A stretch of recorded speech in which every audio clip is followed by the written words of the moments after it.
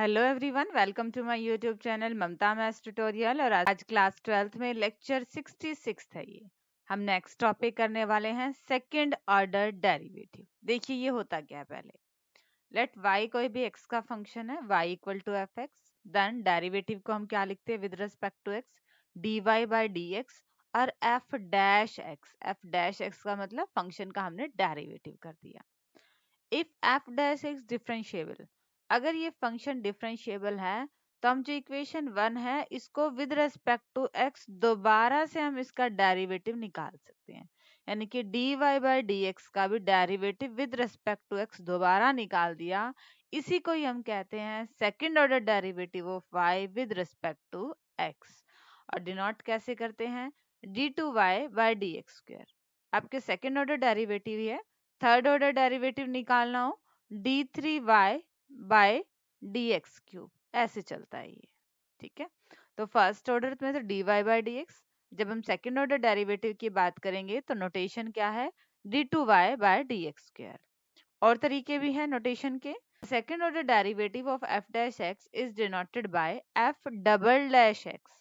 देखो single derivative किया तो एक सिंगल डैश था, दो बार डेरिवेटिव कर दिए तो दो डैश है, तीन बार डेरिवेटिव करने हो तो तीन डैश लगा देते हैं। ठीक है, बट ज्यादा के लिए तो ज्यादा डैश नहीं लगा सकते ना, तो वहां पे हमारी नोटेशन चेंज हो जाती है। देखो कैसे, ऐसे भी लिख सकते हैं d2y, इसका मतलब d स्क्वेयर का मतलब d का मतलब क्या है आपके पास एक बार डेरिवेटिव, d स्क्वेयर का मतलब टू टाइम्स डेरिवेटिव।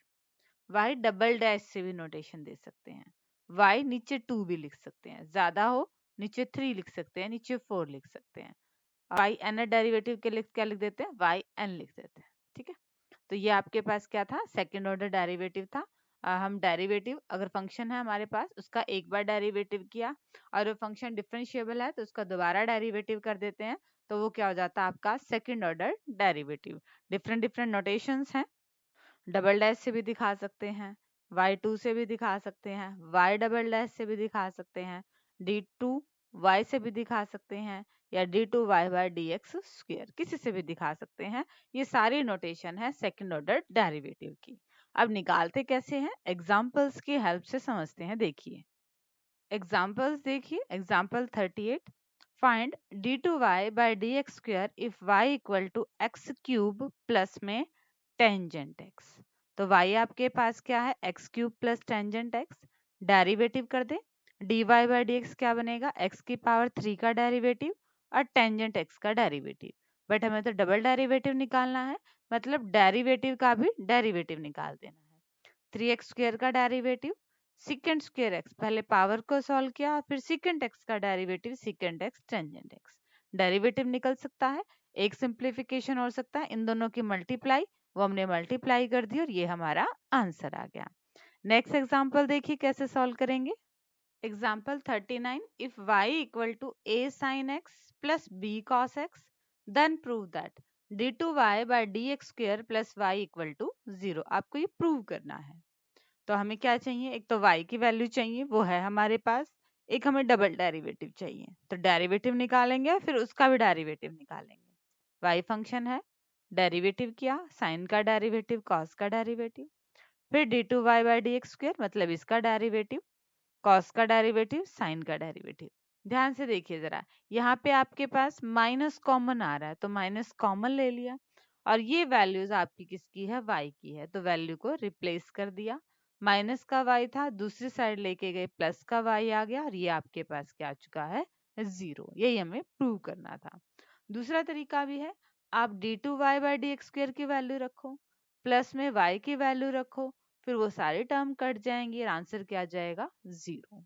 ठीक है, एक ही बात है, आपको इस मेथड से करना है, आप इस मेथड से कहिए।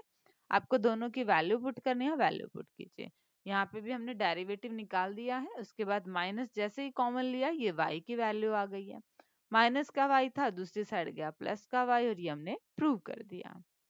नेक्स्ट एग्जाम्पल 40 देखिए क्या पूछ रखा है। Example 40, if y equal to 3e की पावर 2x प्लस 2e की power 3x prove that d2y by d x square minus में 5 dy by d x plus में 6y इक्वल टू 0। y है आपके पास, y का डेरिवेटिव निकाल दिया है, e की पावर 2x का डेरिवेटिव e की पावर 2x 3 है, फिर 2x का डेरिवेटिव करेंगे तो वो 2, 3 2 जा 6।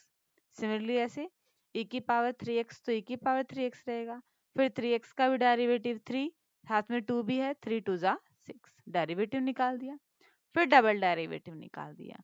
अब हमें ये चीज प्रूव करनी है तो हमने लेफ्ट हैंड साइड ले ली, यहाँ पे d2y by d x square की वैल्यू रखी, माइनस में 5 एज इट इज, फिर dy बाई डी एक्स की वैल्यू रखी, प्लस में 6 एज इट इज, फिर y की वैल्यू रख रही, सारी ब्रैकेट्स को खोल दिया और देखा कि सारी ही टर्म कैंसिल आउट हो रही हैं और ये हमारा क्या आ गया 0, और यही हमें प्रूव करना था। ठीक है, सिंपली फंक्शन था हमारे पास, हमने उसका डेरिवेटिव किया, dy बाई डी एक्स निकाला, फिर डेरिवेटिव किया, d2y by d x square निकाला, और सारे की वैल्यू हमारी जो इक्वेशन हमने प्रूव करनी थी उसकी लेफ्ट हैंड साइड में पुट कर दिया, सारी टर्म कैंसिल आउट होगी, 0 आ गया और वो हमारी क्या थी राइट हैंड साइड, और यही हमें प्रूव करना था।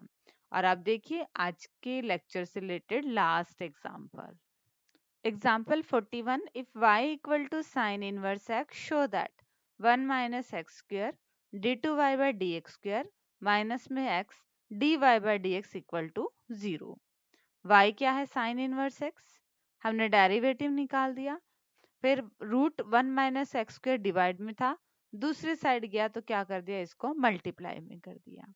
अब हमारे पास जो फंक्शन बचा है इसका अगेन डिफरेंशिएशन, दोबारा से डेरिवेटिव कर दिया, u as it is derivative of v plus v as it is derivative of u, और 1 का डेरिवेटिव क्या आएगा 0, रिमेनिंग पार्ट कुछ नहीं है, सिंपली ये डिवाइड में है, थ्रू आउट इससे मल्टीप्लाई कर दिया, तो सेम टर्म है, रूट हट जाएगा, d2y by d x square, minus में यहाँ पे इस टर्म से मल्टीप्लाई करेंगे तो यही पार्ट बचेगा, इक्वल टू क्या आ गया 0, और यही हमें प्रूव करना था।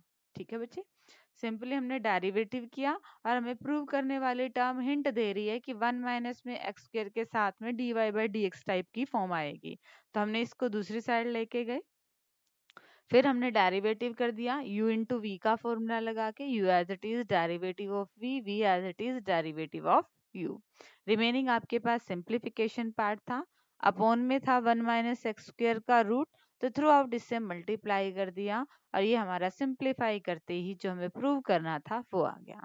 इसी क्वेश्चन को हम दूसरे मेथड से भी कर सकते हैं, देखिए सेकंड मेथड क्या होगा, यहाँ तक एज इट इज है, y लिया था, फिर हमने डेरिवेटिव किया, फिर हम जो डिवाइड में टर्म थी इसको हम मल्टीप्लाई में लेके गए, उसके बाद यहाँ पे एक स्टेप अलग क्या कर दिया, स्क्वेयरिंग बोथ साइड, दोनों तरफ हमने क्या कर दिया स्क्वेयर कर दिया, तो ये रूट हट गया, यहाँ पे भी स्क्वेयर कर दिया, और 1 का स्क्वेयर तो क्या रहेगा 1।